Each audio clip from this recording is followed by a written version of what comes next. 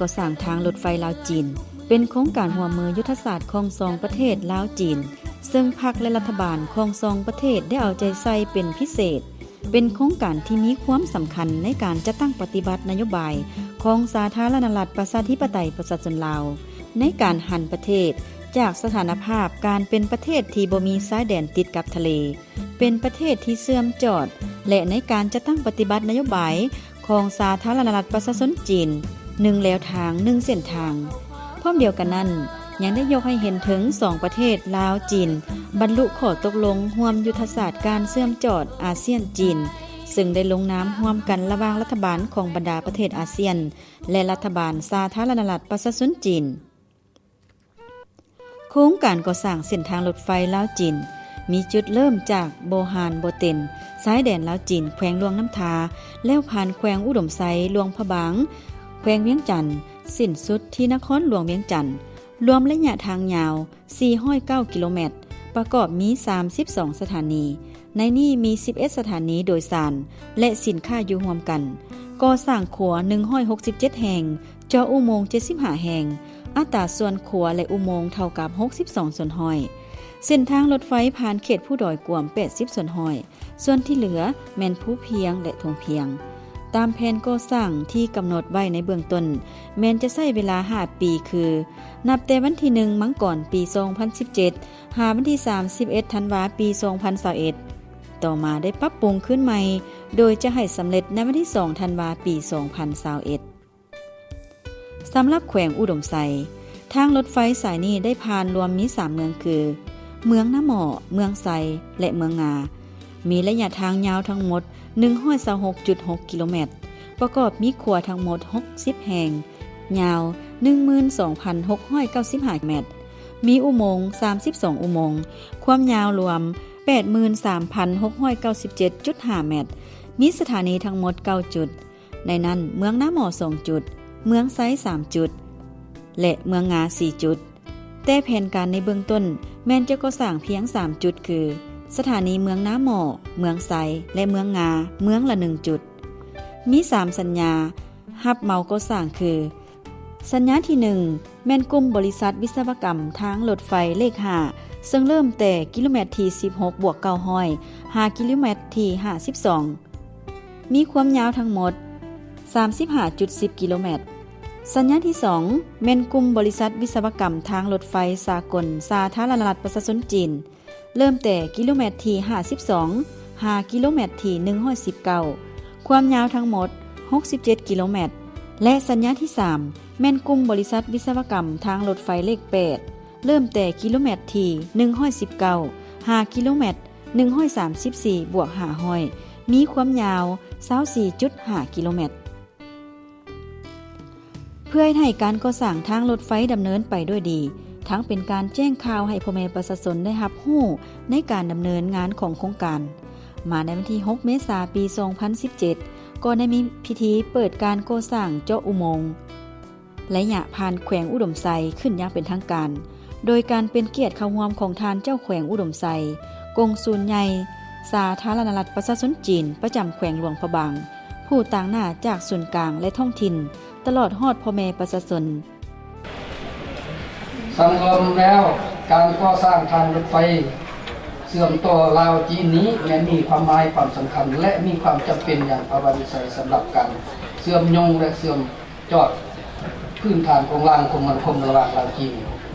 เราต้องเขียนเส้นทางรถไฟลาวจีนแม่นโครงการร่วมมือที่สำคัญระหว่าง2ประเทศลาวจีนแม่นสัญลักษณ์การสืบต่อขยายมิตรภาพลาวจีนและยังแม่นโครงการความฝันที่จะพัฒนาของประชาชน2ประเทศพวกเราจะปฏิบัติตามเปิดกว้างระดับสูงก่อสร้างด้วยมาตรฐานสูงสำเร็จอย่างสง่างามและปฏิบัติการก่อสร้างดังที่ได้กล่าวไว้ว่าก่อสร้างด้วยพลเมืองก่อสร้างด้วยวิทยาศาสตร์รักษาสิ่งแวดล้อมสำเร็จเส้นทางรถไฟลาวจีนเพิ่มพูนมิตรภาพลาวจีนสร้างผลประโยชน์แก่ประชาชนลาว造福掌握人民的宗旨。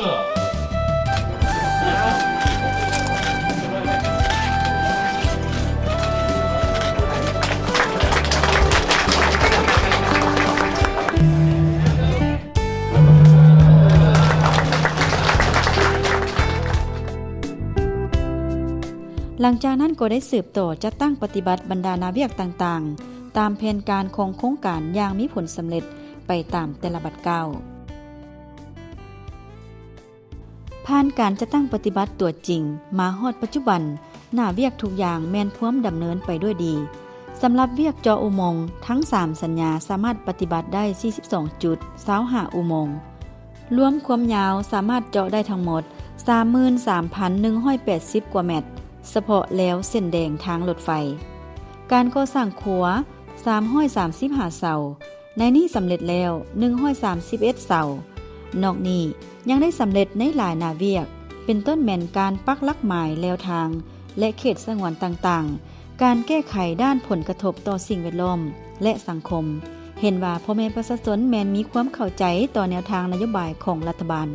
ในการก่อสร้างพื้นฐานโครงหลังทางรถไฟแสดงออกประชาชนมีความตื่นตัวและเป็นเจ้าการในการประกอบส่วนและแก้ไขปัญหาผลกระทบต่างๆเช่นการแก้ไขยกย้ายปราสาท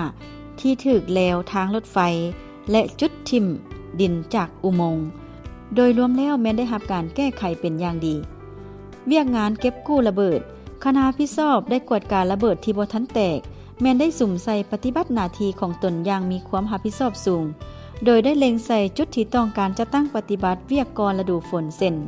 ปากอุโมงค์สถานที่ตั้งแคมป์และจุดถมดิน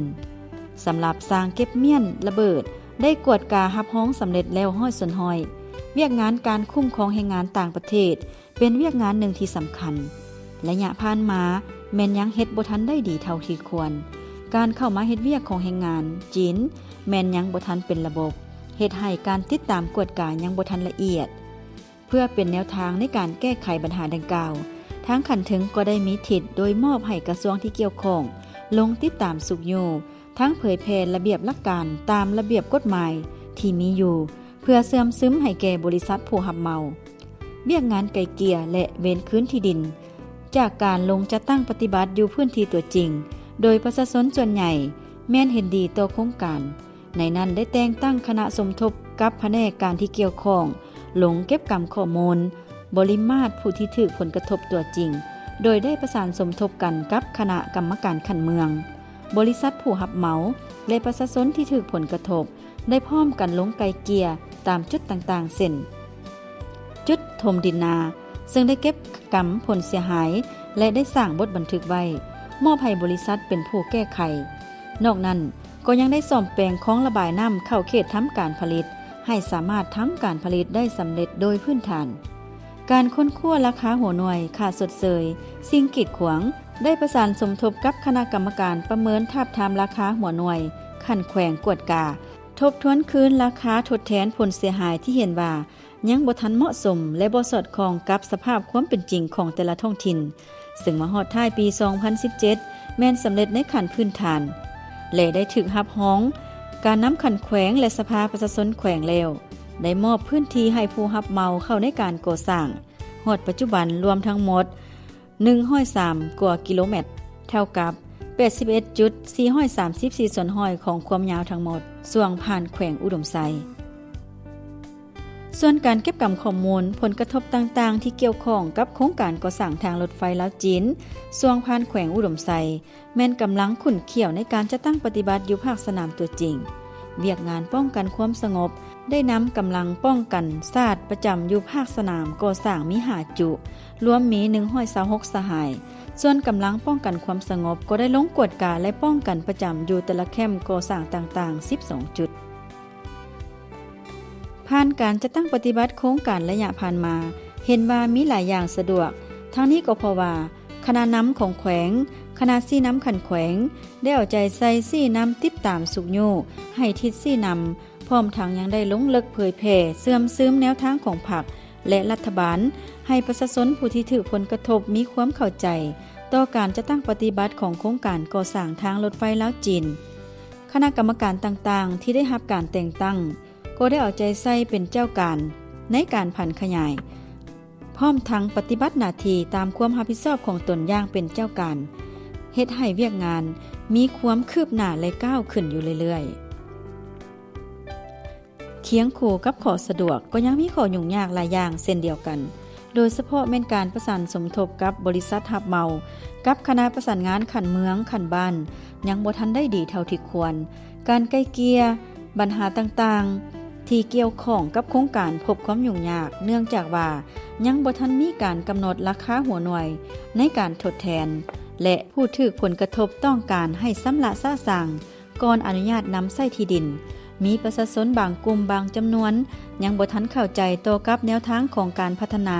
และบ่ให้ความร่วมมือเท่าที่ควรการสรุปรายงานและการแก้ไขปัญหาต่างๆที่เกิดขึ้นอยู่ขั้นท้องถิ่นบ่ทันกับสภาพการเฮ็ดให้ปัญหาที่เกิดขึ้นมีการแก้ยาวล้อถ่าแต่ขั้นแขวงและศูนย์กลางลงไปแก้เฮ็ดให้ประชาชนมีความยุ่งยากสำหรับแผนการจะตั้งปฏิบัติในต่อหน้าแม่นจะได้สืบโตสุกยู่แผนกทรัพยากรธรรมชาติและสิ่งแวดล้อมแขวงคณะกรรมการขันเมืองอำนาจการปกครองขันบ้านและประชาชนผู้ถูกผลกระทบต่างๆจากโครงการลงเก็บกำข้อมูลที่ยังคงค้างให้สำเร็จสืบโตสุกยู่อำนาจการปกครองขันเมืองลงโฆษณาเสื่อมเสริมเวียกงานทางด้านแนวคิดให้มีความรับรู้อย่างลึกซึ้งอย่างเป็นประจำสืบโตให้ได้สำรวจออกแบบจัดสรรยกย้ายประชาชนผู้ที่ถูกผลกระทบโดยไวสืบโตประสานสมทบกับคณะกรรมการไกล่เกลี่ยขันแขวงขันเมืองสั่งรวมข้อมูลผลกระทบคิดรายมูลค่าผลเสียหายตามราคาหัวหน่วยที่ถูกหับหองให้สำเร็จพร้อมนำเสนอขออนุมัติงบประมาณมาสดเสยทดแทนผลเสียหายให้ประชาชนประสานสมทบกับคณะกรรมการไกล่เกลี่ยขันเมืองลงติดตามกวดกาและแก้ไขปัญหาต่างๆที่เกิดขึ้นจากโครงการก่อสร้างเส้นทางรถไฟลาวจีนช่วงผ่านแขวงอุดมไซให้ได้รับการแก้ไขและให้สำเร็จโดยไวสุกยู่ให้อำนาจการปกครองขันเมืองลงโฆษณาอบรมแนวคิดให้เพิ่มความรับรู้ให้แก่ประชาชนอย่างลึกซึ้งและเฮ็ดเป็นประจำกำหนดแผนพัฒนาบุคลากรจัดเฟิร์มหอมการหันเปลี่ยนอาชีพของประชาชนเพื่อเสนอต่อขันถึงเพื่อสืบโตประสานสมทบกับผู้รับเหมาเพื่อให้แผนกแรงงานและสวัสดิการสังคมแขวงจัดสัมภาษณ์เอาแรงงานลาวเข้าเฮ็ดเวียกนำบริษัทผู้รับเหมาในแต่ละสัญญาตามแต่ละตำแหน่งงานและตามความต้องการของผู้รับเหมาสืบโตสุกยู่ให้ผู้ที่ได้รับสิทธิ์ในการสนองเสบียงอาหารให้ได้เซ็นสัญญากันในการสนองอาหารให้แก่บริษัทที่รับเหมาพร้อมทั้งเป็นเจ้าการในการจัดสรรยกย้ายผู้ที่ถูกผลกระทบให้มีความเป็นธรรมและสอดคล้องตามระเบียบกฎหมายของบ้านเมือง